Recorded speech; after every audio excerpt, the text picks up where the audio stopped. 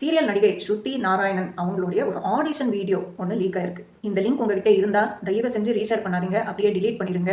காம வெறி பிடிச்சி இந்த வீடியோ பார்த்தவங்களுக்கும் காமம் வராது, பரிதாபம் தான் வரும். But this is not a personal call. ஒரு வியாபாரம், காஸ்டிங் கவுச்ன்ற ஒரு டிரான்சாக்ஷன். படத்துல வாய்ப்பு வேணும்னா படுக்கணும். இது வித்தியாசமா வீடியோ காலில் என்ன சொன்னாலும் பண்ணணும் அப்படின்றது ஒரு புறம்போக்கு, பொறுக்கி டேஷ் டேஷ் என்ன வேணாலும் கெட்ட வார்த்தை போட்டுக்கோங்க, தப்பே கிடையாது.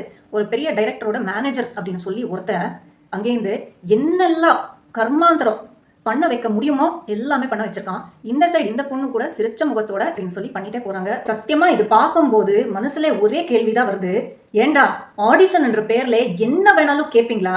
இப்படி ஒரு மானங்கெட்ட வழியில படம் எடுத்து இத்தனை பொண்ணுங்களோட சாபம் சம்பாதிச்சு நீங்க எல்லாம் நல்லா இருப்பீங்களா? போய் குப்பையில போடுங்க அந்த படத்தை.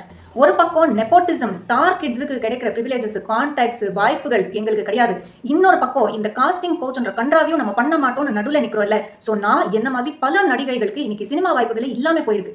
ஸோ நம்ம கனவுகள் எல்லாமே நம்ம கொண்டுட்டோம். எப்படிப்பட்ட நியாயம் நீங்க சொல்லுங்க? தப்பு பண்ணாம இருக்கிறதே ஒரு பெரிய தப்பா இருக்கு. ஒரு சைடு இந்த ஃபேவர்ஸ் எல்லாம் கேட்கறவங்க மேல எவ்வளவு குற்றம் சொல்றோமோ, இந்த ஃபேவர்ஸ் எல்லாம் பண்றவங்க மேலேயும் ஈக்குவலா குற்றம் இருக்குதானே.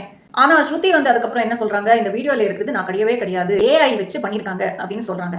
ஆனா இப்போ புதுசா ஒரு வீடியோ லீக் ஆயிருக்கு. அதே செயல்கள், அதே காஸ்டிங் கால் தான். பேசிக்கலி இந்த வீடியோ ரியலா இருந்தா இவங்க விக்டிம் கிடையாது. ரியலா இல்ல அவங்க சொல்ற மாதிரி ஏஐ அப்படின்னா அப்போ இவங்க விக்டிம் தான். இதை பண்றவங்களை அவங்க எக்ஸ்போஸ் பண்ணி அவங்க மேல கம்ப்ளைண்ட் கொடுக்கலாம். அதுதான் இவங்களுக்கு உண்மையான ஜஸ்டிஸா இருக்கும். அண்ட் ஃபைனலி தமிழ் சினிமா இண்டஸ்ட்ரியோட பெரிய மனுஷங்க கிட்ட ஒரே ஒரு விஷயம் தான் சொல்லணும்.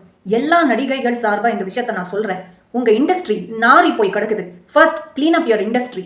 எங்களுக்கு ஒரு சேஃபான ஒர்க் என்வாயன்மெண்ட் கிரியேட் பண்ணி கொடுங்க. சக ஆர்டிஸ்டா, ஈக்குவல் ஹியூமன் பீயிங்ஸா ரெஸ்பெக்ட் கொடுங்க. நியாயமா நமக்கு வர வேண்டிய வாய்ப்புகள் எங்க டேலண்ட் பார்த்து எங்களுக்கு கொடுங்க. அதுக்கப்புறம் எந்த ஸ்கூல் பொண்ணு யாரோட படுத்தா, எந்த காலேஜ் பொண்ணு எந்த பிராண்ட் சரக்கு அடிச்சான்றதை பத்தி ஆராய்ச்சி பண்ணுங்க. தேங்க்யூ.